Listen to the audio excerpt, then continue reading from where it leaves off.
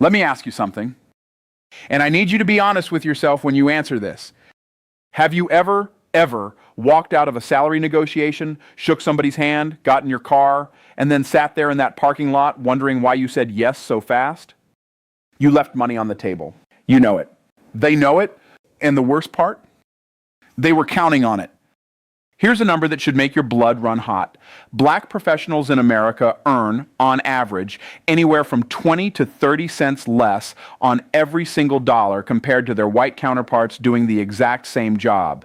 Same title, same responsibilities, same building. Now, is that a systemic problem? Absolutely. 100%. And we are not going to pretend otherwise. But, and I need you to hear me on this, that is not the only problem. Because some of that gap is a negotiation problem. And unlike the system, that is something you can fix today with the right tools, with the right words, with the right mindset. So here's what I'm going to do for you in this video. I'm going to give you the exact framework, the mindset, the research, the word-for-word scripts that will allow you to walk into any salary conversation for any job at any level and come out with what you actually deserve, not what they feel like giving you. What you deserve. Are you ready? Let's get into it. Before we talk numbers, before we talk scripts, before we talk strategy, we need to talk about what's going on in your head before you even walk into that room. Because I've coached a lot of people. I've talked to a lot of professionals, sharp people, talented people, people with degrees and certifications and decades of experience. And the number one thing holding them back from getting paid what they're worth has nothing to do with their resume. It's their mindset. And specifically, it's what I call the grateful employee trap. You know what I'm talking about. You might be living in it right now without even realizing it. It's that voice in the back of your head that says, just be glad you got the offer. Or, don't push too hard. You don't want them to think you're difficult. Or, I don't have as much experience as some of the other candidates, so I shouldn't ask for too much. Where does that voice come from? I'll tell you where it comes from. It comes from generations of being told, explicitly and implicitly, that our place was to be grateful for access, that we should lower our expectations, that we should make ourselves smaller so that other people feel more comfortable. That voice was put there on purpose, and it has been costing us money. I remember early in my career, like before I understood any of this, I got a job offer, and it was a good offer. At least I thought it was good. I was so excited just to have gotten through the process, to have been selected, that when they gave me that number, I said yes before they even finished the sentence. I found out 6 months later that the guy hired the same week as me, same role, same level, was making $8,000 more a year. $8,000. Because he negotiated, and I didn't. That's nearly $100,000 over the course of a career before you even factor in raises building on top of raises. I will never make that mistake again. And you won't either. Not after today. Here's the frame I need you to adopt right now. I need you to burn this into your brain. A company does not hire you because they like you. They hire you because you make them money. Read that again. They are not doing you a favor. You are not the lucky one. The transaction goes both ways. They have a problem, a gap in their organization, and you are the solution. You are the asset. When you walk into a negotiation thinking like a grateful employee, you lose before you open your mouth. When you walk in thinking like a high-value asset, calm, prepared, clear about your worth, the entire dynamic changes. So how do we calculate that worth? Here's the simple equation I want you to remember. Worth, jock skills, plus results, plus market demand, plus confidence. Notice confidence is on that list. Not because confidence makes you more talented, but because without it, the other three factors don't transfer. You can have all the skills in the world. You can have incredible results. If you apologize when you ask for money, if you hedge, if you shrink, they will take that as a signal that even you don't believe you're worth it. So we are going to fix the mindset first. Everything else builds on top of this. All right, now that your head is right, let's talk about your homework. Here's what most people do when they're getting ready to negotiate a salary. They think of a number they'd like to make. Maybe they think about what they're making now and add a little bit on top. They walk in with that number in their head and they hope for the best. That is not a strategy. That is a wish. Negotiation is not about emotion. Negotiation is about data. And when you walk in with data, you stop being someone making a personal request. You become someone presenting a business case. They can argue with your feelings. They cannot argue with market data. So here's how you do your research. Step 1, use the right tools. Glassdoor, LinkedIn Salary, Levels.fyi if you're in tech, and the Bureau of Labor Statistics are your best starting points. Go to each of these platforms. Search your exact job title. Filter by your city or region. Filter by your years of experience. Write down every number you see. You're looking for the range, the floor, and the ceiling for someone in your position in your market. This is your anchor. This is what gives you the right to say, based on current market data, instead of, I was hoping. There is a massive difference in how those two phrases land. Step 2, know your 3 numbers. Before you walk into any negotiation, you need to have 3 numbers locked in your head. Number 1, your ideal number. This is what you want, your dream outcome if everything goes perfectly. Don't be shy about this number. Make it ambitious. Number 2, your acceptable number. This is what you'd feel genuinely good about. Not thrilled, but satisfied. This is often where you'll land. Number 3, your walkaway number. This is your absolute minimum. Below this line, the job is not worth taking. And you need to know this number cold before you sit down, because in the heat of the moment, people forget it. They get excited about the offer. They talk themselves into accepting less than they should. Know your walkaway number. Honor it. Step 3, calculate your value add. This is where most people leave the most money on the table because they don't speak the language that employers actually care about. Employers do not care that you are hardworking. They do not care that you are a team player. Every single candidate says those things. What employers care about is results, specifically dollars and percentages. So before your negotiation, I want you to sit down and answer these questions. How much revenue did I help generate in my last role? How much did I save the company in costs or time? What projects did I lead and what was the measurable outcome? What problems did I solve that nobody else was solving? Then build sentences like this. In my last position, I led a team that increased client retention by 23%, which translated to approximately $400,000 in saved annual revenue. That sentence is worth $10,000 in a negotiation. Maybe more. You need receipts, not just feelings. Step 4, know where you stand in the bigger picture. The racial pay gap is real. I'm not going to minimize it. But I want you to use that data as fuel, not as an excuse to undershoot. When you know that black professionals are statistically underpaid in your industry, that should make you more determined to nail this negotiation, not less. You are not just negotiating for yourself. You are shifting a number that affects your entire community. Every black professional who negotiates their salary effectively makes it a little more normal for the next one. So do your homework. Come in prepared. Come in with data. All right, this is the part you came for. This is the playbook. I'm going to give you actual scripts, real sentences you can practice, memorize, and use. Because here's what most people don't realize, the other side of that negotiation table, they've had this conversation hundreds of times. They have scripts. They have tactics. They have training on how to anchor low and hold firm. You need to have your own scripts, because winging it in a high-stakes conversation almost always costs you money. Let's go through it stage by stage. Move number 1, never give the first number. This is the golden rule of negotiation. Whoever throws out the first number loses a little ground, because that number becomes the center of gravity for everything that follows. So when a recruiter or hiring manager asks you, and they will ask you, so what are you looking for in terms of compensation? Do not answer that question, at least not yet. Here's your script. That's a great question. Before I give you a specific number, I want to make sure I fully understand the scope of the role and the range your organization has budgeted for this position. Can you share what the budgeted range looks like? Most of the time, they will give you a range. Now you have information. Now you know the ceiling they've set, and you can negotiate toward that ceiling or challenge it.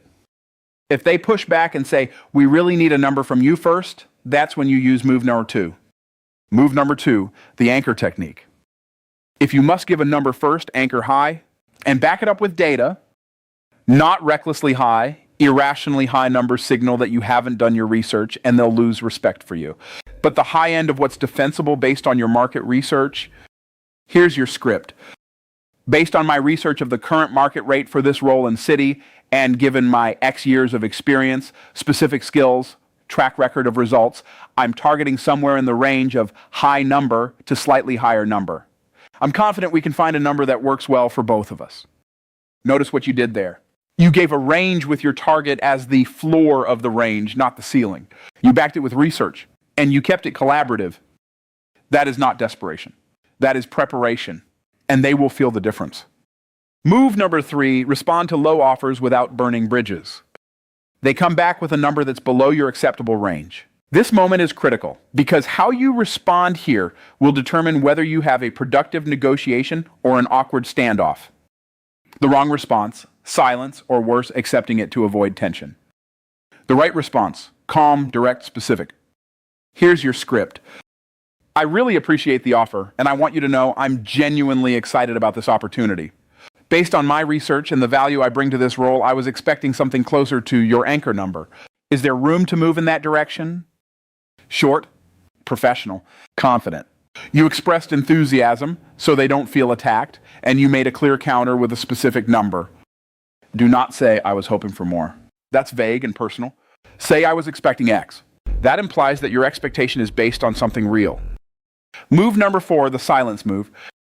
This one is simple, and most people cannot do it because it feels uncomfortable. After you make your counteroffer, after you say your number, you stop talking. You stop talking. No filler. No, I'm flexible. No, but of course that's just a starting point. No nervous backpedaling. Just say your number and wait. Let me say this clearly. Silence is a power move. The first person to talk after a counteroffer loses leverage. When you go quiet, the other person feels the pressure. They feel like they have to fill the space. And often they will fill it by moving toward your number. Practice this. Literally sit in front of a mirror, say a number, and then count to 10 in your head without speaking. It is harder than it sounds, but it is worth thousands of dollars. Move number 5, negotiate the entire package, not just base salary. Here's something a lot of people don't know. Sometimes the base salary actually is fixed. There are budget constraints, there are pay bands, there are internal equity concerns. But the package is almost never fully fixed. When they say, that's the best we can do on salary, that is not the end of the conversation. That is the beginning of a different negotiation. What else is on the table? Signing bonus, one-time payment. It doesn't affect budget long-term. Companies are often more flexible here. Remote or hybrid flexibility. Time is money. If you save 2 hours of commuting a day, that has real dollar value. Extra paid time off. Ask for an additional week or 2 beyond the standard offer. Professional development budget. Courses, conferences, certifications, all of these have value. Equity or profit sharing. If it's available, get it in writing. Earlier performance review. Instead of waiting 12 months for your first raise, negotiate a 6-month review with a clear performance benchmark tied to a specific salary increase. Here's your script when you hit the salary wall. I understand there may be constraints on the base. Can we talk about the total package? I'd like to explore signing bonus, additional PTO, remote flexibility to help close that gap. Every dollar has a dollar value. Don't leave benefits on the table just because you accepted the base. Move number 6, the I need time close. This is the final move, and it is non-negotiable. When they present you with a final offer, whether you're happy with it or not, do not accept it on the spot. I don't care how excited you are. I don't care how much they make it seem like time is running out. You take time. Here's your script. Thank you so much. I really appreciate this, and I want to give it the careful consideration it deserves. Can I have until specific date, 2-3 days from now, to get back to you? Every legitimate company will say yes to this. If they won't give you 48 hours to consider a decision that affects your entire livelihood, that tells you something about the culture you'd be walking into. Take the time. Review the full offer. Check it against your numbers. Maybe consult a mentor or a trusted person in your network. Then respond with intention.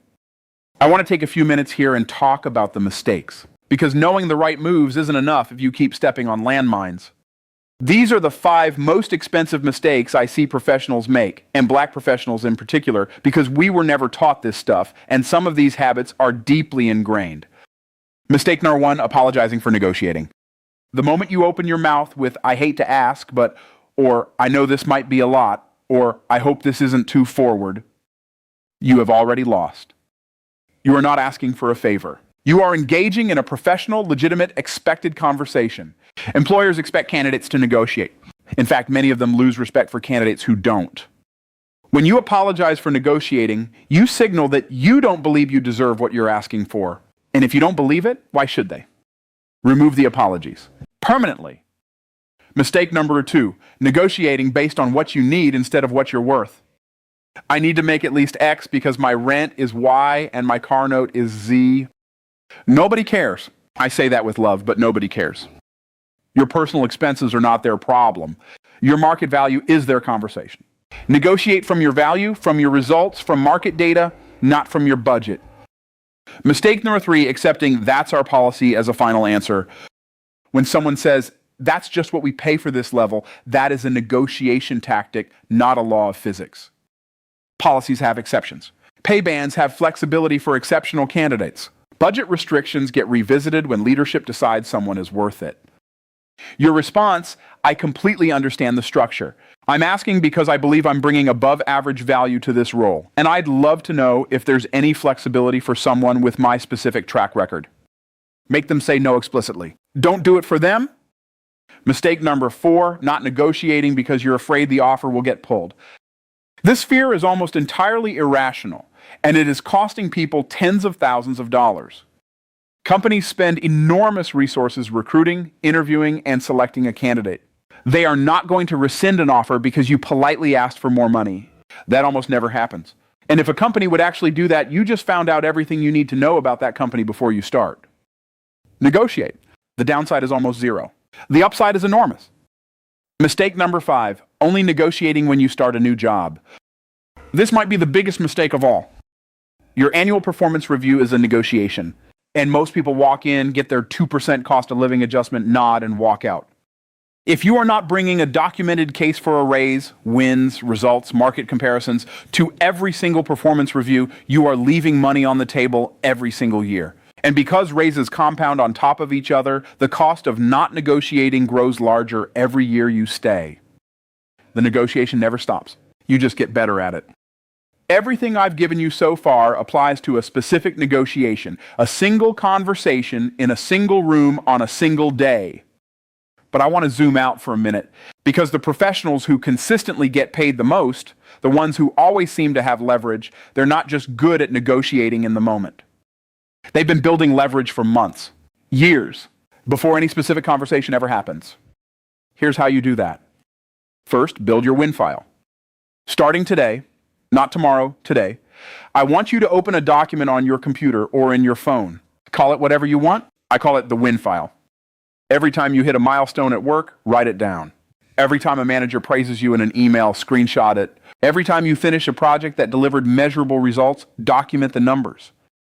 Because when review time comes, you should not have to try to remember what you've accomplished. You should have receipts. Most people walk into performance reviews unprepared and surprised by what their manager brings up. You walk in with a folder, literal or digital, full of documented proof of your value. That is a completely different conversation. Second, build your external market value. The most powerful thing you can bring to a salary negotiation is a competing offer. Not because you necessarily want to leave, but because a competing offer tells your current employer, with data, exactly what the market is willing to pay for you. I'm not telling you to shop yourself around constantly or to be disloyal. I'm telling you that staying visible in your market, maintaining your professional network, keeping your resume and LinkedIn updated, these things give you options. And options give you leverage. Even if you never intend to take another offer, having one in your pocket changes how you negotiate. Third, understand the compounding cost of underselling yourself at the start. I want to give you a number that I hope never leaves your brain. Let's say you accept a starting salary that is $5,000 below what you could have negotiated. That seems like a manageable gap, right? $5,000. But here's what actually happens. Every raise you get from that point forward is calculated as a percentage of that base. Every time you move to a new company, they ask your current salary and offer you a step up from there. The gap compounds. Over 10 years, a $5,000 starting salary gap can easily become $150,000 or more in total lost earnings. That negotiation on day one was not about $5,000. It was about $150,000. Negotiate hard at the start. Your future self will thank you. Fourth, community is currency. One of the most practical things you can do to increase your negotiating power is to be deeply connected to other professionals in your field, and specifically in communities built for us. Organizations like the National Black MBA Association, Black Tech Pipeline, Afrotech, and dozens of others are not just networking events. They are intelligence networks. You learn what other people in your industry are making. You get referrals that bypass the underpaying companies entirely. You build relationships with people who will advocate for you in rooms you haven't entered yet. Your network determines your net worth. And in many cases, it determines your next offer. Invest in community, not just for the culture, for the economics. All right, let me bring it home. We covered a lot of ground today. We talked about breaking out of the grateful employee mindset and recognizing that you are the asset in every negotiation. We talked about doing your research, knowing your numbers, knowing your market, knowing your value add before you walk in the room. We walked through 6 specific moves in the negotiation playbook, word for word. We named the 5 mistakes that have been costing you thousands. And we talked about the long game, building leverage before you need it. But I want to leave you with something bigger than tactics. For a very long time, the system, intentionally, did not teach black professionals how to negotiate.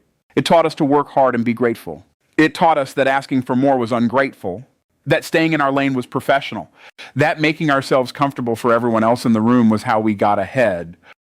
And while we were doing all of that, other people were negotiating. They were getting the bigger packages, the signing bonuses, the equity, the flexibility, not because they worked harder, not because they were smarter, because they had information and they used it. Today you have that information. So the next time you're sitting across a table from somebody about to hand you a number, I want you to remember something. They have been counting on you not knowing your worth. That ends now. You are not a charity case. You are not a diversity hire. You are not somebody who should be grateful just for getting a seat.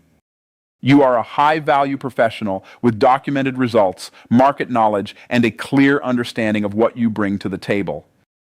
Negotiate like it. If this video gave you something you can use, not just something to think about, but something to actually do, I want you to tell me about it. Drop in the comments right now. What's a number you know you left on the table? Or better yet, what's the number you're going to ask for next time? Write it down in the comments. Make it real. And if you haven't already, subscribe to Before You Die, because we do this every week. Real talk, real tools, real wealth building strategies made for us, by us. I'll see you in the next one.